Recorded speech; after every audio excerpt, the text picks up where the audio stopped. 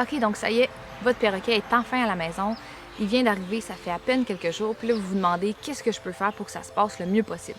Donc, que ce soit votre premier perroquet ou bien votre 20e, ça change pas grand-chose dans le fait que c'est un individu à part entière. Donc, c'est toujours, peu importe si vous avez 22 degrés d'Afrique, un individu différent qui a sa propre personnalité. Qu'est-ce que vous pouvez faire pour que ça se passe le mieux possible avec vous quand vous avez, que ce soit un jeune oiseau ou un adulte qui arrive à la maison?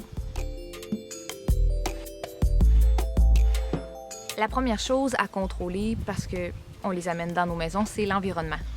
Qu'est-ce que votre oiseau mange? Je ne veux pas partir un débat sur moulé versus graines et tout ça, mais si votre perroquet est motivé par manger des tournesols, des cartames ou ces choses-là, retirez ça de son alimentation de façon régulière, mais allez lui donner vraiment dans des moments précis. Fait que vous allez quand même continuer à lui donner des graines, mais vraiment quand l'oiseau va faire un comportement que vous aimez. Fait que vous allez les utiliser comme renforceurs. Ça, c'est l'étape numéro 1. Donc, s'assurer que notre oiseau, on a des outils, nous, dans nos poches pour pouvoir travailler avec lui. Donc, avoir quelque chose que lui aime en tant qu'individu. Pourquoi vraiment se concentrer sur le fait que chaque individu est différent?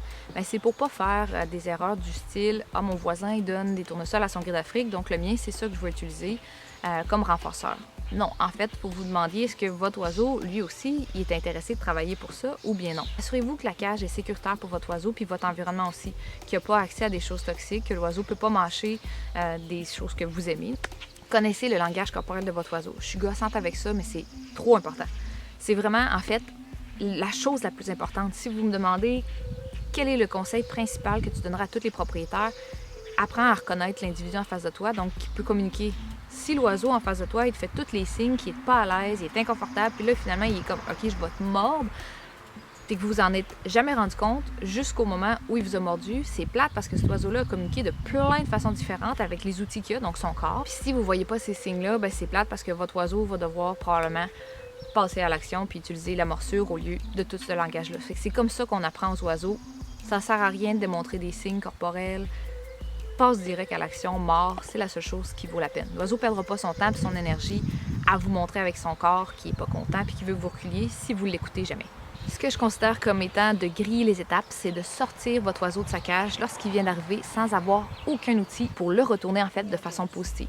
Donc, si vous voulez jouer à la loterie puis laisser sortir votre oiseau sans savoir comment ça va se passer, probablement dans ce scénario-là, c'est que vous allez utiliser la force. Vous allez le pogner, vous allez le remettre dans sa cage ou vous allez le forcer à embarquer sur votre main puis vous allez tenir ses petites pattes, vous allez le forcer rapidement. Qu'est-ce que vous venez de faire à ce moment-là? C'est que vous venez vraiment de faire un gros retrait dans la banque de confiance entre vous et l'oiseau. Par où on commence? Trouver qu'est-ce que votre perroquet aime énormément. Donc, c'est quoi ces renforceurs? Est-ce que votre oiseau est prêt à travailler pour de la nourriture? Si oui, quelle sorte de nourriture? Quel type de graines? Quel type de fruits? Si votre oiseau veut travailler juste pour vos belles paroles puis votre attention, excellent, mais trouvez quand même quelque chose peut-être que les autres membres de votre famille vont pouvoir utiliser. Je conseille de commencer avec l'entraînement à la cible. Lien dans la description. Quand vous êtes capable de le faire déplacer du plafond jusqu'au fond, d'un bol de nourriture à l'autre, vraiment partout dans sa cage, vous pouvez vous dire probablement que ça va être facile à ce moment-là de le faire à l'extérieur. Si vous commencez directement à l'extérieur, ça se peut que lui proposer « Viens, on retourne dans la cage », ça ne soit pas intéressant. Un autre petit truc à ce sujet-là sur retourner l'oiseau dans sa cage grâce à l'entraînement à la cible. Attendez que ça fasse un certain moment que votre oiseau est sorti. Surtout si ça fait vraiment longtemps qu'il n'est pas sorti de sa cage puis qu'il est en train d'explorer son parc ou ses jeux. Demandez-lui pas 2 secondes après ou 30 secondes après de retourner. Ça va être bien plus renforceur, donc une plus grande récompense pour lui de rester sur son parc que d'aller manger vos graines de tournesol. Fait que laissez-lui quand même un temps raisonnable à s'amuser, puis à être bien, puis vraiment à battre des ailes, faire de l'exercice, s'amuser avec vous, avoir de l'attention. Puis ensuite de ça, quand ça va être raisonnable pour votre individu, vous allez apprendre à le connaître, là, vous pouvez l'entraîner puis le faire suivre la cible pour rentrer dans la cage. Vous êtes capable de contrôler votre environnement.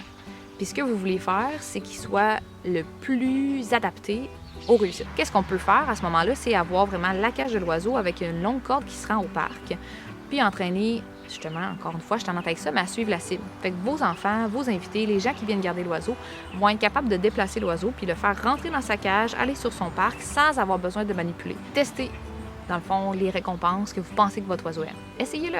Proposez-lui de travailler, par exemple, toucher la cible puis donnez-lui une tournesol. Si elle laisse tomber direct sur le plancher puis te regarde comme d'habitude, j'ai une récompense que j'aime, peut-être que la tournesol, finalement, c'est pas quelque chose qui est excitant pour lui. J'espère vraiment que ça va bien se passer avec votre nouveau perroquet. Ouais!